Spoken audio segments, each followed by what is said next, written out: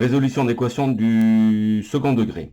Donc, vite fait, on a un trinôme. Un trinôme, c'est quoi? Ben, on a du ax2 plus bx plus c égale 0.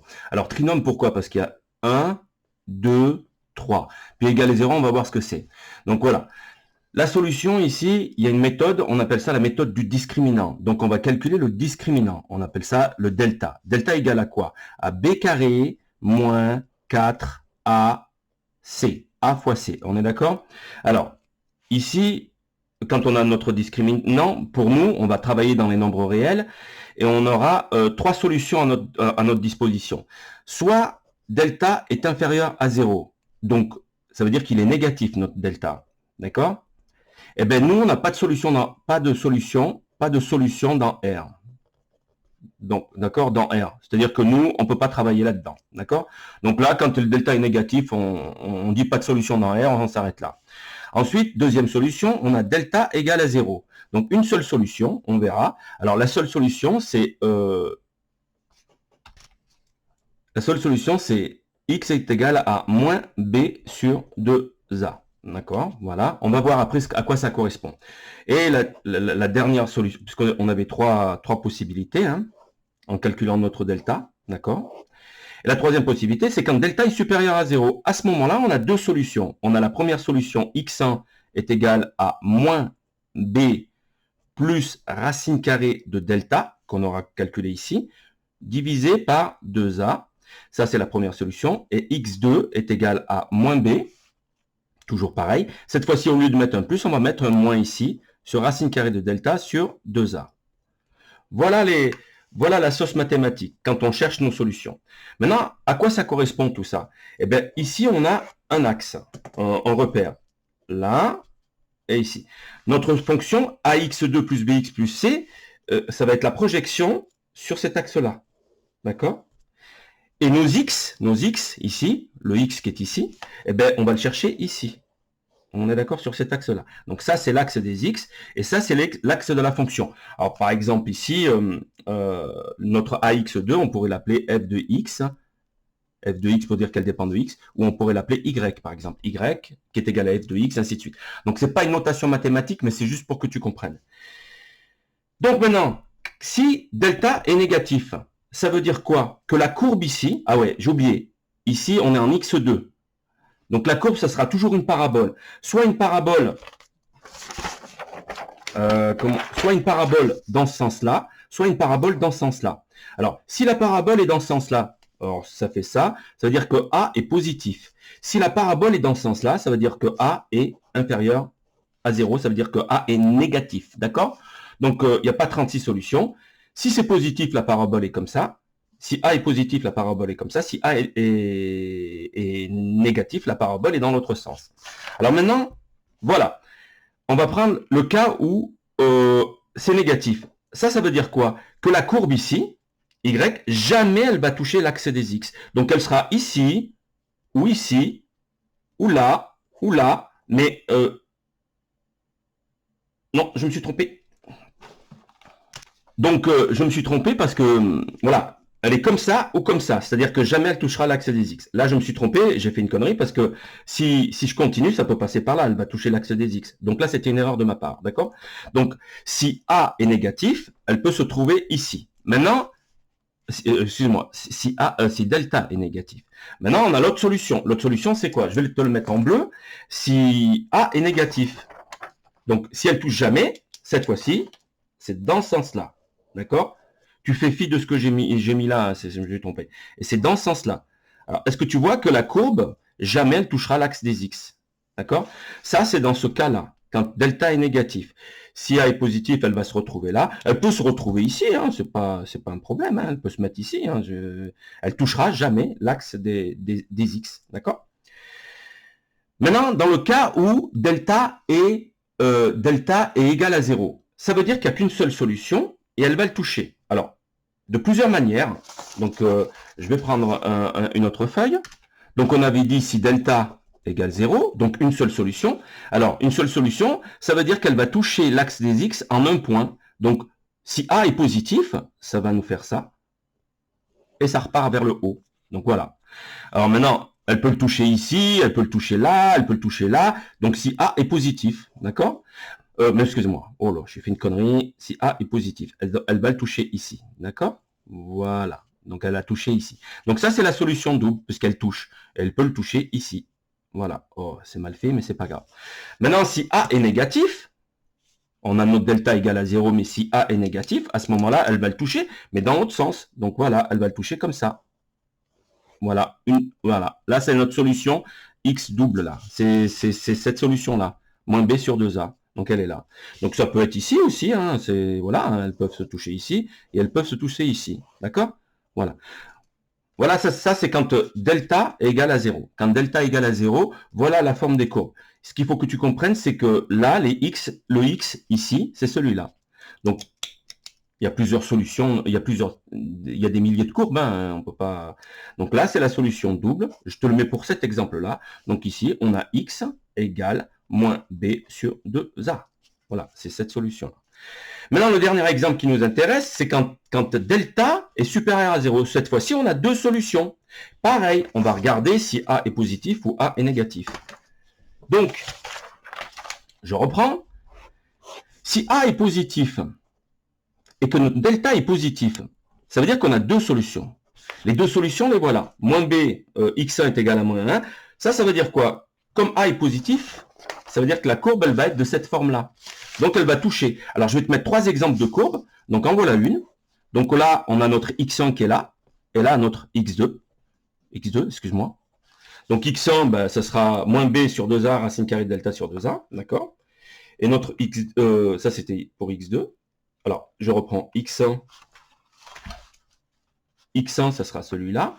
Et x2, ça sera celui-là. C'est là où ça coupe la courbe de l'axe des x. D'accord?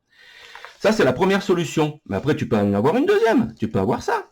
T'es d'accord? Attention, on est toujours dans A positif. La gueule de la courbe, elle est comme ça. Hein. D'accord? Donc là, on aura notre x1, notre x2. C'est une autre courbe. Et puis, la troisième solution, c'est celle-ci. Voilà. Ça, c'est quand A est positif. Alors, en bleu, le A positif, elle est dans la forme d'un bol vers le haut. Maintenant, si A est négatif, maintenant, si on a A négatif, mais toujours delta supérieur à 0, très important ça. On a toujours deux solutions quand delta est supérieur à 0. Ben, le A négatif, ça veut dire que la courbe, elle est comme ça, et qu'elle coupe, à un moment donné, la courbe des x. Où elle va le couper où? Eh ben, par exemple, ici, on va faire un exemple ici. Donc là, on aura notre x1 et notre x2. Alors, pourquoi je sais qu'elle coupe en deux points, ça, en x1 et là, en x2? Ben, tout simplement parce que delta est positif. Hein. Et comment je sais que A est négatif? Parce qu'elle a cette gueule-là. D'accord? Alors, je peux la couper ici. Je peux faire un autre exemple ici. Alors, ça se chevauche, mais c'est juste pour que tu comprennes. Hein. Donc, à chaque fois, une deuxième forme de courbe. On a notre x1 ici, notre x2 ici. Et puis, la dernière solution, on a notre x1 ici, notre x2 ici. Attention, là, c'est le plus grand des hasards que ça coupe au même endroit. Hein. Ça peut faire ça, voilà, n'importe quoi. Hein. Est-ce que tu comprends? Voilà. Alors moi, quand je regarde ça, je sais que A est négatif et que delta est positif parce que j'ai deux solutions. Voilà. Alors en résumé, A, juste A positif, delta positif. Donc les courbes, c'est comme ça, comme ça, comme ça. Les deux solutions, à chaque fois, c'est celle-ci. D'accord? Maintenant, A inférieur à 0, delta positif. Ben, les solutions, c'est ça, ça, ça. D'accord? Alors pourquoi c'est sous forme de parabole? Je te l'avais expliqué au début, parce qu'il y a du x2 ici. D'accord? AX2, ça veut dire que c'est une parabole. On verra plus tard. Ben, je crois que c'est tout. Qu'est-ce qu'il y a d'autre à dire? Ensuite, la résolution, ben, c'est... Ah oui, le signe. Oui, tu m'as parlé du signe. Quand on a une fonction comme ça, là, je sais que le A, il est négatif. Donc ici, la fonction, si je prends un x ici, est-ce que tu vois que ma fonction, elle est négative ici? Parce que ça, c'est l'axe de ma fonction f de x. F de x, rappelle-toi que f de x, c'était tout ça. Quoi. Donc si je prends et que je projette ici, ça me donne ça. Si je prends celui-là, ça me donne ça. Est-ce que tu comprends? Si je prends ici, ça me donne ça. Donc si je prends l'X qui est ici, d'accord? Donc ça me fait ça. Où est-ce que mes racines, elles sont? Il y a une racine ici, et la deuxième racine, elle est là. D'accord? Ça, c'est mon x1, et ça, c'est mon x2. Maintenant, comment je calcule? Je le calcule comme ça. Alors, petite subtilité. Donc ici, ma fonction, je vois bien que là, c'est mon 0 de ma fonction. Et là, c'est bien la partie négative de ma fonction. Si ma fonction est ici, elle habite dans la partie négative. Si ma fonction est ici, elle habite dans la partie négative. Donc ici, c'est négatif, négatif. Et entre les deux racines, est-ce que tu vois qu'entre les deux racines, comme je passe ici, eh ben, c'est forcément positif ici. D'accord? Donc, ça, c'était dans le cas où A était négatif avec un delta supérieur à 0. Je te mets le deuxième cas, cette fois-ci avec un... Voilà, pour que tu comprennes. Ici, j'ai toujours cette fois-ci, mon A, il est positif. Et mon delta, il est toujours supérieur à 0 puisque j'ai deux racines. D'accord? On va pas tous les faire, mais j'ai deux racines. On est d'accord? Ben, si tu regardes bien ici, c'est comment là? Là, c'est l'axe des Y. L'axe des Y de ma fonction, ici. Qui est positif. Donc ici, je suis positif. Donc ici, je suis positif. Tac! J'arrive ici. Je suis sur ma racine. Donc ma fonction, elle est nulle là. Est-ce que tu comprends? Ouais, mais après, quand je viens ici, là, quand je suis sur cette courbe-là, quand je fais ma projection, ben là, je suis comment? Ben, je suis négatif parce que le 0 de ma fonction, il est là. D'accord? Le 0 de ma fonction, il est là. Donc ici, je suis négatif. Donc je suis positif avant la racine x1. Je suis négatif entre les deux racines. Donc, alors, négatif. Alors, je suis dans le sens opposé de A, d'accord? Et là, je redeviens nul. Et puis là, je redeviens positif. Là, tu vois, c'est la partie positive. Si je fais une projection de ce point-là sur l'axe des Y, il est positif, d'accord? Et si je fais une projection de ce point-là sur l'axe des Y, il est négatif. Puisque là, tu as ton 0, et là, ça va vers moins l'infini, d'accord? Alors, pour le signe, bah, c'est vite fait. Hein. Tu as ta fonction f de x, ou ton polynôme. Ici, tu as le signe de a. Donc ici, là, tu as ta racine, x1 et x2.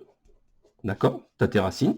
À ce moment-là, là, c'est ton x. Excuse-moi. Là, c'est ton f de x. Voilà. À ce moment-là, quand tu as x1, ici, tu sais que ça vaut 0. Là, tu sais que ça vaut 0. Voilà. Donc là, on va dire que tu as moins l'infini. C'est ton x qui va se balader de moins l'infini à plus l'infini. Alors, je me suis mis dans le cas d'un delta supérieur à 0. Dans tous les cas, quand tu as ta racine, ici, à l'extérieur de la racine, de moins l'infini, c'est signe de A. À l'extérieur de la racine, c'est signe de A. Et au milieu, entre les deux racines, c'est le signe opposé, c'est le signe inverse de A. Signe inverse, excuse-moi, de A. D'accord? Alors, A, c'est quoi? Rappelle-toi, c'est le coefficient ici. Et on le voit bien ici. Là, ton A, tu sais qu'il est négatif parce que ta courbe, elle est comme ça. C'est ce que je t'avais dit ici. Hein. Les A positifs sont comme ça, les A négatifs sont comme ça. Donc ici, tu as bien le signe de A, puisque le A, il est négatif ici. À quoi je vois qu'il est négatif? Parce que ma courbe, elle est vers le bas. Le A ici, il est positif. D'accord? Parce que ma courbe, elle est dans ce sens-là. Et bien, à l'extérieur de les racines, elles sont là. Je vais te mettre un trait ici. Voilà, c'est un peu mal fait, mais je suis désolé. Et bien, à l'extérieur des racines, on a le signe de A. Inférieur à 0, c'est négatif. C'est ce qu'on a mis là. C'est ce qu'on a mis là. Et à l'intérieur, vu que je passe par 0, vu que j'étais négatif et que je passe par 0, forcément que je monte vers les positifs. Donc là, ça sera signe opposé de A. Comme le A était négatif, là, ça sera positif.